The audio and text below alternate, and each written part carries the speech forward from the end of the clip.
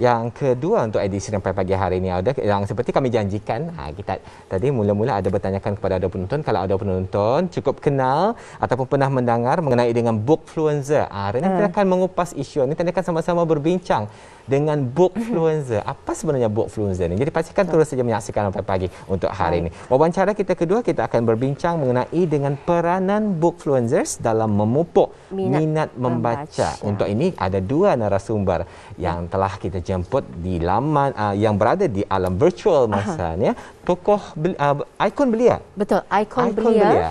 Jadi banyak contoh baik yang sebenarnya diberikan oleh kedua-dua ikon belia kita ni. Aiman Akmal dan juga Khairun Nisa, ataupun dorang ni ada nama panel aja tu. Jadi kalau diikutkan, mereka ini cukup berpengaruh di laman media sosial dan lebih dikenali sebagai Bookfluencer. Jadi selain itu pencapaian dorang memang banyak. Nanti akan kita ni kongsikan, kita ni perkenalkan dulu untuk Aiman Akmal ya dan juga Nisa. Assalamualaikum kedua-duanya. Waalaikumsalam warahmatullahi wabarakatuh. Apa kabarnya hari ini, hari Jumaat? Apa kabar? Baik, alhamdulillah. Alhamdulillah. Apa kabar? Kami sehat, bersemangat ni kan mengenali kedua-dua ikon belia kita ni Bookfluencer ni. Jadi kita ni ada kurang 15 minit untuk berwawancara. Saya percaya ruangan ini cukup bermanfaat untuk memberikan inspirasi dan suntikan semangat kepada penonton kita ni, khususnya anak-anak muda. Barangkali dapat diterangkan mungkin salah seorang ni, Nisa ataupun Aiman. Secara rinci, apa yang dimaksudkan dengan Bookfluencer ini? Okey, pertama sekali saya ingin ucapkan ribuan terima kasih kepada Radio Television Brunei kerana menjemput kami berdua.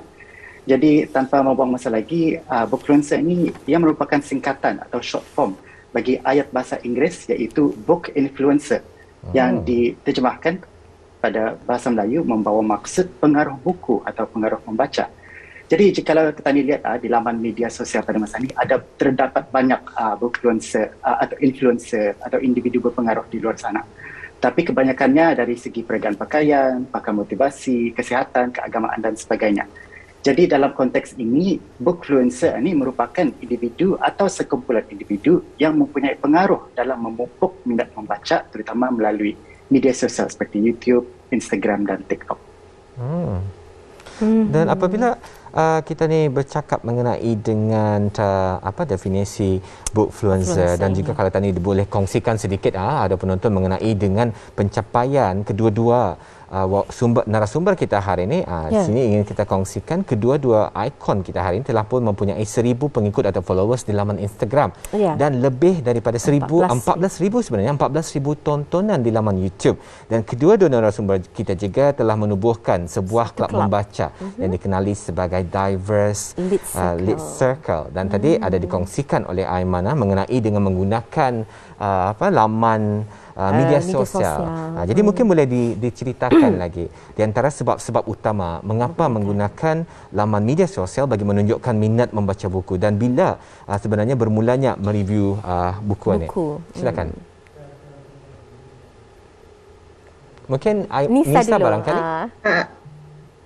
Okey, so sebab menggunakan media sosial sebenarnya untuk seperti yang kan tadi bismillah Ramadan mula keadaan bismillah dulu. So actually we decided to pakai media sosial ini untuk reach more people sebenarnya, untuk build a community.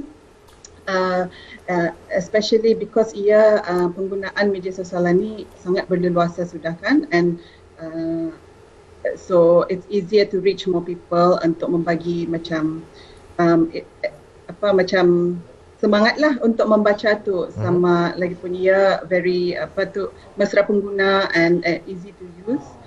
So sebab itulah memakai media sosial ni. Kalau Aiman sendiri bagaimana? Kenapa menggunakan platform media sosial untuk orang kita ni memberigakan lagi, bukan saja minat sebenarnya tetapi sebenarnya anda secara langsung mempublicity konten buku yang telah dibaca tu? Okey, baik. Bagi menambah poin dari Puan Khairun Nisa tadi, bagi saya juga ia membenarkan kita ni untuk berkomunikasi dengan masyarakat dan ia membenarkan saya untuk bertukar pandangan di antara satu sama lain. Dan juga penggunaan media sosial ini ia sentiasa relevan pada masa ini. Kita ni lihat banyak kanak-kanak dan golongan muda yang sedang menggunakan teknologi moden ini. Jadi kami terapkan yang aktiviti hobi membaca itu dengan teknologi moden ini. Jadi ternyata media sosial itu pada masa ini ia digunakan sebagai pemandu utama dalam memupuk minat membaca pada masa ini. Betul, rasanya memang satu langkah yang cukup bijak sekali sebab kalau kita lihat pun Rampai Pagi pernah membawakan sesi wawancara di mana ada dikongsikan di Brunei Darussalam adalah merupakan golongan yang paling tertinggi sebenarnya di antara di seluruh global dari segi penggunaan media sosial, Facebook dan sebagainya. Jadi memang cukup bijak sekali. Tapi kalau kita ni ingin mengupas lebih lanjut, kalau boleh dikupas lebih lanjut lagi, kami mengetahui bahawa kedua narasumber kita juga ada membuat mereview buku yang telah pun dibaca. Jadi selain daripada mereview buku ini, apakah peranan yang dipikul oleh kedua-dua bookfluencer kita dalam di media sosial yang berkaitan dengan budaya memupuk budaya membaca, memertabatkan lagi budaya membaca. Betul. Mungkin Nisa? So actually selain dari mereview, saya juga telah menubuhkan beberapa klub membaca, book clubs. Salah satunya adalah bersama Akmal, which is Diverse Lit Circle, di mana kami memilih satu buku sebulan mengikut tema yang dipilih, dan we will discuss at the end of the month. Macam itu. Another book club ialah non-fiction book club, bersama rakan saya Elsa, dan selain itu juga saya juga telah menubuhkan macam hub pinjaman buku or book lending hub bernama Story Share, yang mana at a small fee families atau keluarga boleh atau mana-mana individu boleh meminjam buku daripada kami. Ini semua untuk anulan menjana minat lah pada membaca, especially with the younger generation. Baik, kalau untuk Aiman sendiri, bagaimana caranya untuk ataupun melestarikan budaya membaca ini? Jadi selain dari mereview atau memberi ulasan buku yang dibaca, jadi saya sebagai warga negara Brunei Darussalam, saya mengungkapkan lagi usaha dalam mempromosikan karya penulis-penulis tempatan dan juga sama ada di seluruh Brunei ataupun ke luar negeri. Ini disebabkan penggunaan media sosial yang dikongsikan bersama orang luar atau antarabangsa. Jadi saya mula melahirkan peranan atau responsibility untuk menunjukkan bakat-bakat penulis tanah air kita ni itu ke arena antarabangsa. Setakat ini beberapa bookfluencers dari luar negeri sudah menyuarakan minat setia untuk membaca karya penulis di Brunei, termasuk Thailand, Malaysia, Singapura dan Amerika Syarikat. Alhamdulillah. Rasanya masa amat mencemburi kita ni untuk kedua-dua narasumber, dan memang sebenarnya topik yang cukup menarik sekali untuk tadi sama-sama tadi kupaskan, sama-sama tadi berigakan kepada penonton Rampai Pagi hari ini mengenai dengan kepentingan membaca buku untuk menambah pengetahuan dan ilmu kita ni. Jadi mungkin untuk menutup segmen wawancara hari ini, mungkin boleh diajukan kepada kedua-dua narasumber mengenai dengan apa sebenarnya yang hasrat yang ingin dilihat dalam untuk masa yang akan datang mengenai dengan budaya membaca kita ni di Brunei ni. Apa yang ingin dilihat? Silakan. I'll go first. So yang diimpikan adalah budaya membaca ini menjadi tabiat yang natural saja for everyone, especially yang from younger generation to our older generation, semua jadikan rutin harian membaca tu it's very important because it's at the foundation of semua pembelajaran kan. So itulah yang